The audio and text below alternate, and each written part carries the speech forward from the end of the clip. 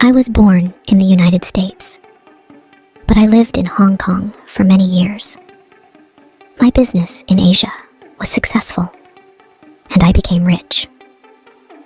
After 20 years, I decided to visit my home in New York. On my way from Hong Kong to New York, I stayed 1 week in California. I had a friend who lived in the city of San Francisco, and I wanted to see him again. His name was Mohun Dampier, and he had been my friend for many years. We had written many letters to each other, but recently, I have not received any news from him. Dampier had never had a job. His father gave him a little money, so Dampier had never worked. Dampier was a superstitious man. He believed that luck or magic could make things happen in his life. He spent most of his time reading strange books. Most of the books were about occult philosophy. I called them books about magic. As soon as I arrived in San Francisco, I sent a message to Dampier's house. The message said, "I am staying in San Francisco for 3 days. May I visit you?" Dampier surprised me. An hour later, he sent a servant to my hotel with a reply. "Come to my house at once, my dear friend," he wrote. "Come this evening. You'll remember the house." I'm sure it was my father's home. I live in a tower at one end of the house. You don't have to ring the bell or knock on the door. I'll tell the servants to go to bed, and I'll leave the front door of the tower open. Come up the stairs immediately. I'll be waiting for you. Please come soon. I rode in a cab to Dampier's house. That evening, the weather was stormy. A strong wind was blowing, and cold rain was falling. I had forgotten that California is cold and wet in winter. I only remembered the sunshine, not the wind and the rain. Dampier's house was near the Pacific Ocean.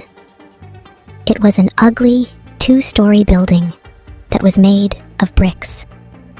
There was a tower at one end.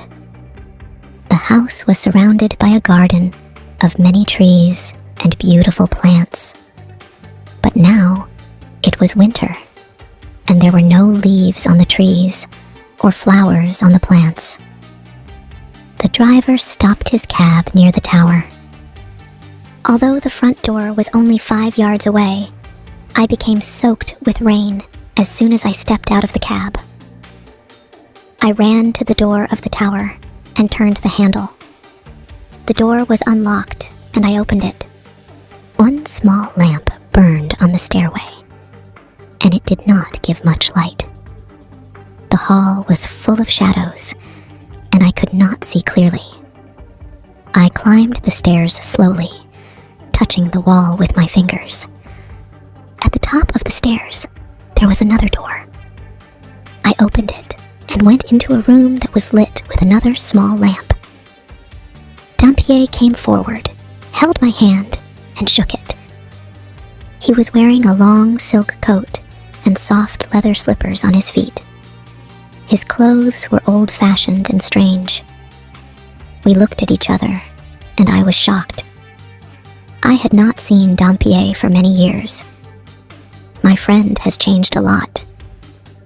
He had been a handsome man, but now his hair was gray, and his face was very pale. There were many lines around his eyes and mouth. Dampier looked like a thin old man, but he was not older than 50. His large and bright eyes shone strangely in the shadowy room. "Welcome, my friend. Please sit down," he said. Dampier offered me some wine and a cigar, and we talked a little. But I am afraid that our conversation was not very interesting. Meeting friends after many years can be difficult, and it can make you sad.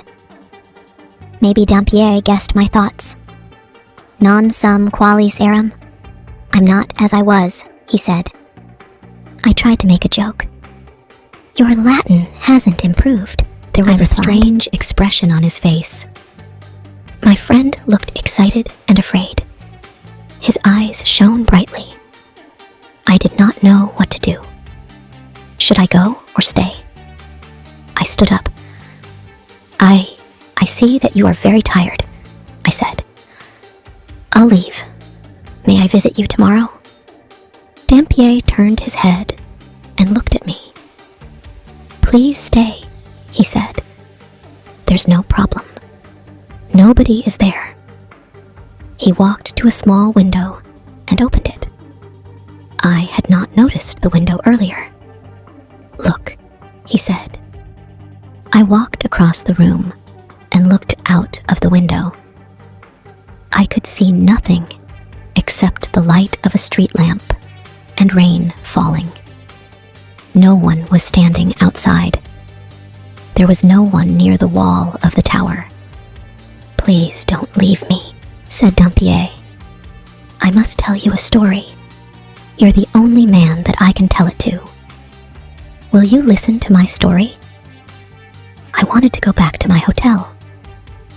Dampier, his house and the strange noise made me feel uncomfortable. I think that I am a sensible and intelligent man, but I felt unhappy and frightened in that old tower room. However, I did not want to upset my old friend. Very well, I said. I'll stay and listen. Dampier poured me another drink and offered me another cigar. Then he began to tell his story. I didn't move into this house until my father died, Dampier said. That was 10 years ago, when I was about 40 years old. When my father died, I got his business, his property, and his money. Before his death, I lived in a large apartment building on Rincon Hill, said Dampier. Maybe you know that area of San Francisco. Rincon Hill was a fashionable area 50 years ago, but now it is run down and neglected. The owner of the apartment building rented out many of its small rooms. The walls of the rooms were thin. You could almost put your hand through them. I was lucky, Dampier went on. The rent was cheap, and I had a large room in the building. No one visited me, and no one disturbed me. I could study my books quietly. I lived happily on Rincon Hill. One morning, as I was leaving the apartment, I saw a young girl, Dampier continued. It was a warm day in June. She was wearing a white dress and a straw hat.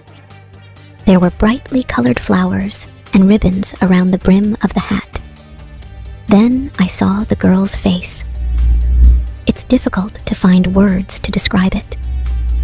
Her face was strange and beautiful. I had never seen such a beautiful face before. Without thinking, I lifted my hat and bowed.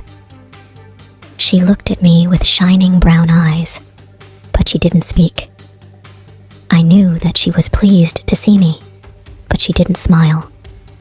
She went into the house and shut the door. I stood and stared at the closed door. Would I see her again? Should I speak to her? Would she speak to me? Maybe you think that these are the thoughts of a much younger man, said Dampier. And maybe you're right. But these feelings were new to me. I'd never been in love before. I'd spent too many years with books and too little time with people. Now I believe that you're my only friend. Soon, none of this will matter. I don't feel foolish when I talk to you.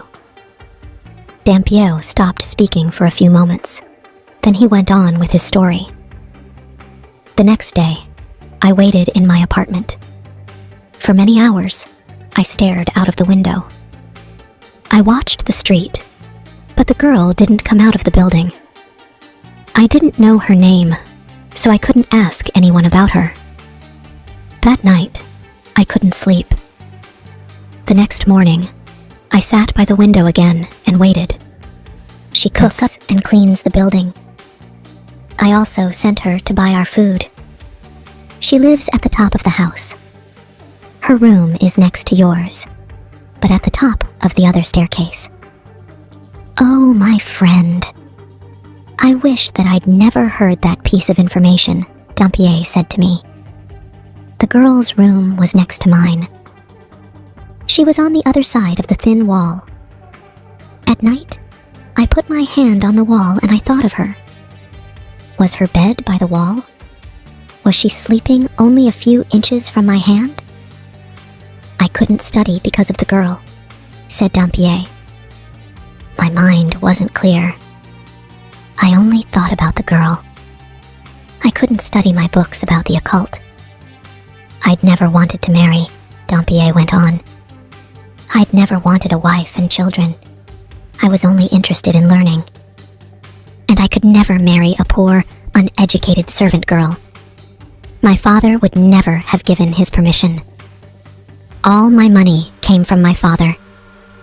If he had stopped giving me money, well, what happened next? I asked.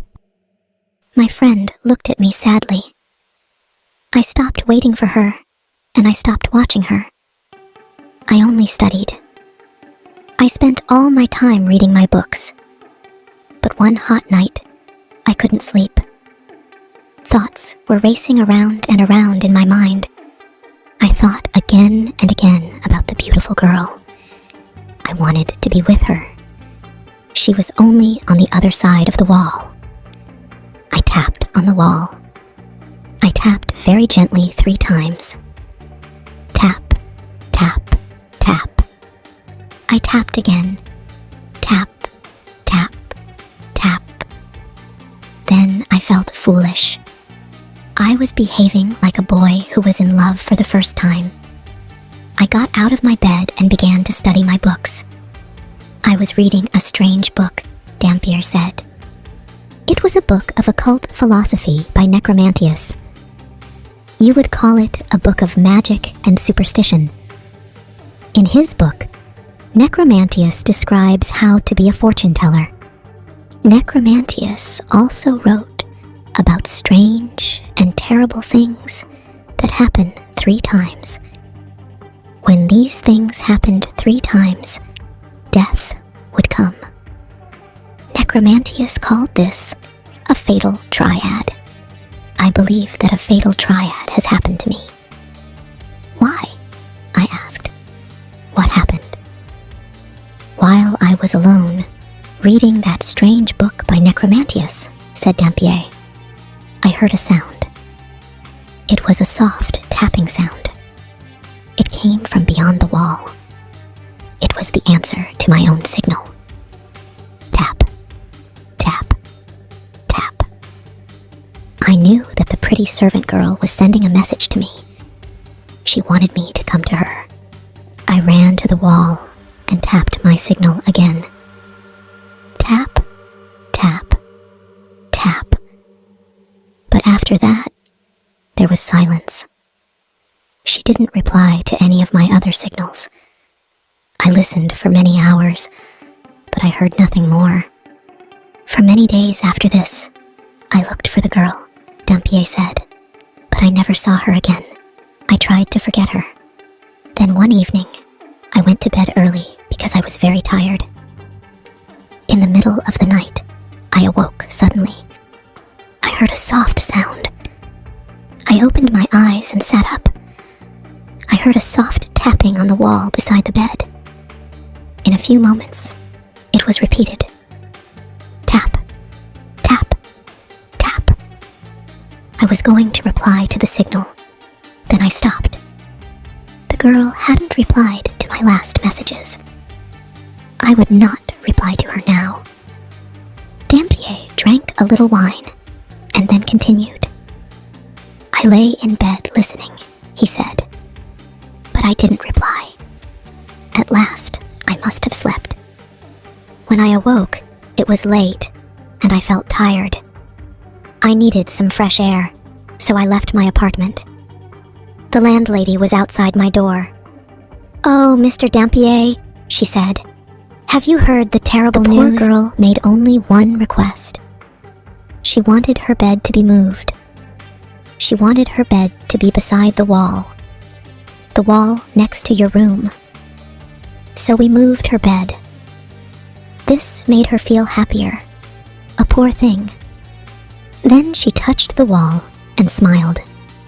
A few hours later, she died. The expression on Dampier's face was terrible. There were tears in his eyes as he continued his story.